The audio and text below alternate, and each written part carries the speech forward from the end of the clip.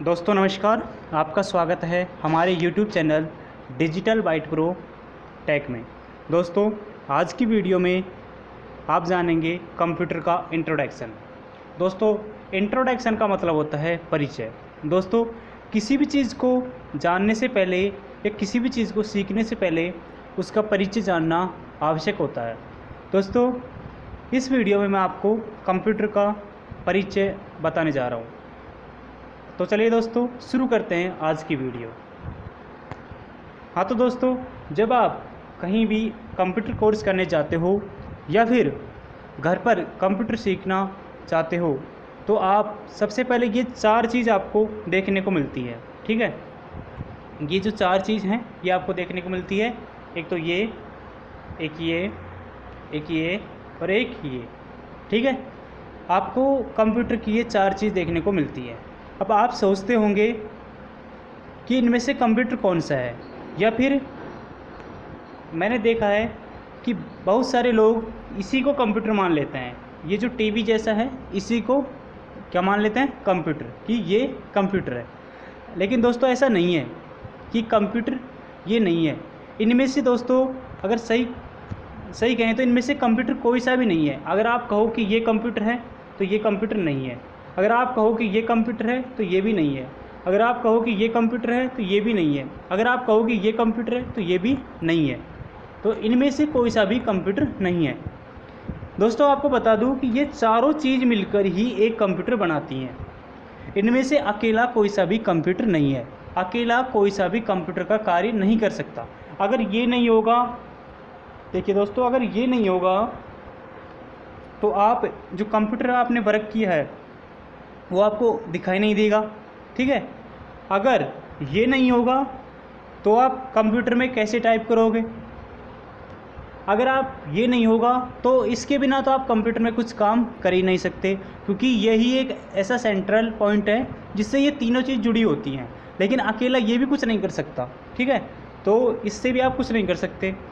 और ये ऐसे मानो कि एक मरा हुआ व्यक्ति जिसका दिमाग तो सही है लेकिन और सब कुछ जो शरीर के हाथ पैर हैं उन्होंने काम करना बंद कर दिया है, ऐसी इसकी हालत है। वैसे काम पूरा यही करता है कंप्यूटर का, लेकिन ये और बाकी जो चीज़ हैं ये और ये क्या है, इसके हाथ पैर है और इनके द्वारा ही ये काम करता है। ठीक है, अब देखिए दोस्तों, और ये है माउस है, इसके द्वारा आप ग्राफिकल यूज़र इंटरफेस को एक्सेस कर सकते हो।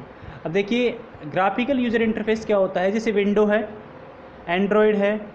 ठीक है, तो ये क्या चीज़ है, ग्राफिकल यूज़र इंटरफेस का मतलब होता है कि फ़ोटो के ज़रिए कंप्यूटर पर कंट्रोल करना। ठीक है, तो इसका नाम दोस्तों मैं आपको नाम बता दूं कि देखिए इसका नाम है मॉनिटर। ठीक है, मॉनिटर को कंप्यूटर का प्राइमरी आउटपुट डिवाइस भी कहते हैं। जब कंप्यूटर कोई भी कार्य करता है, कोई भी परिणाम उपलब्ध कराता है, तो सबसे पहले वो परिणाम मॉनिटर पर ही उपलब्ध करवाता है। ठीक है, तो जो मॉनिटर है वो क्या है, प्राइमरी आउटपुट डिवाइस। ठीक है, दूसरा है अपना कीबोर्ड, ये होता है कीबोर्ड। इसके द्वारा आप कंप्यूटर में टाइप करके डाटा एंटर कर सकते हो। ठीक है, ये एक इनपुट डिवाइस है और इसको प्राइमरी इनपुट डिवाइस भी कहते हैं, कि आप बिना माउस के तो इसमें वर्क कर सकते हो लेकिन इसके बिना आप वर्क नहीं कर सकते। ठीक है, तो इसको क्या बोलेंगे, प्राइमरी इनपुट डिवाइस। अब नेक्स्ट है आपका माउस। तो ये एक होता है ग्राफिकल यूज़र इंटरफेस को एक्सेस करने के लिए। ठीक है, तो ये भी इनपुट डिवाइस है। और जो मेन है ये है सीपीयू। सीपीयू का कंप्यूटर का मस्तिष्क भी कहते हैं। जो सीपीयू होता है तो सीपीयू क्या कहते हैं, कंप्यूटर का मस्तिष्क, यानी कंप्यूटर का माइंड ऑफ कंप्यूटर। यानी इसके बिना कंप्यूटर में कुछ भी नहीं है। अगर ये ख़राब हो जाता है तो ये पूरा सिस्टम ख़राब हो जाएगा। ठीक है, तो इसको क्या बोलेंगे, सीपीयू। तो ये जो चार चीज़ हो गई, मॉनिटर, कीबोर्ड, माउस और सीपीयू, तो ये चार चीज़ हो गई आपकी।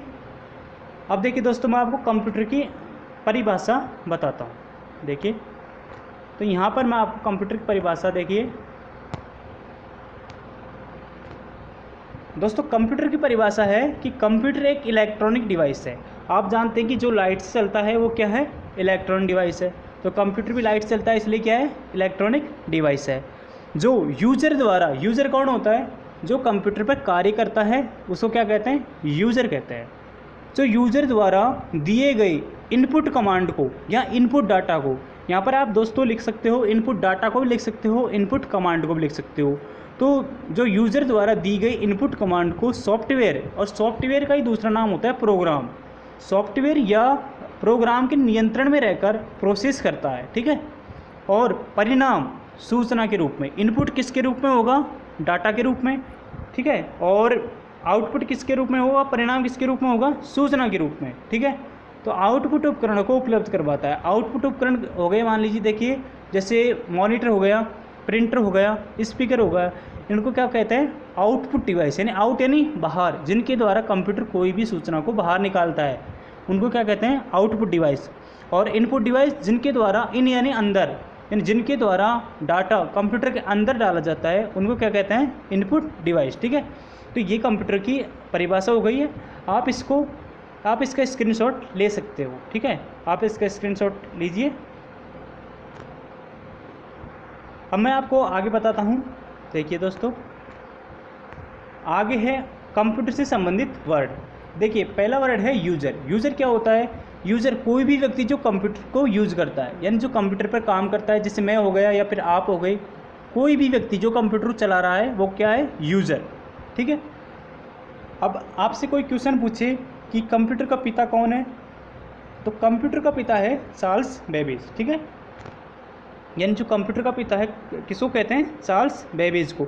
अब आप ये मत पूछ लेना कि कंप्यूटर की माता कौन है, क्योंकि इसका पता मुझको भी नहीं है कि कंप्यूटर की माता कौन है। तो कंप्यूटर का पिता कौन है, चार्ल्स बेबेज। दोस्तों मैं आपसे निवेदन करता हूँ कि आप मेरे चैनल को सब्सक्राइब करें। मैं यहाँ पर कंप्यूटर से रिलेटेड वीडियो लाता रहता हूँ, और इस समय मैं कंप्यूटर कोर्स की पूरी सीरीज़ शुरू कर रहा हूँ, जिसमें आपको सीरीज वाइज, पार्ट वाइज आपको कंप्यूटर के सभी चैप्टर सिखाऊंगा और पढ़ाऊंगा, ठीक है। तो आपसे निवेदन है कि आप मेरे चैनल डिजिटल बाइट प्रो को सब्सक्राइब करें, बेल आइकन को प्रेस करें, ठीक है। अब नेक्स्ट है अपना कि सिद्धांत। तो कंप्यूटर का सिद्धांत, कंप्यूटर किस सिद्धांत पर कार्य करता है, ये भी एक इम्पॉर्टेंट क्वेश्चन है कि कंप्यूटर किस सिद्धांत पर कार्य करता है। कंप्यूटर GIGO के सिद्धांत पर कार्य करता है।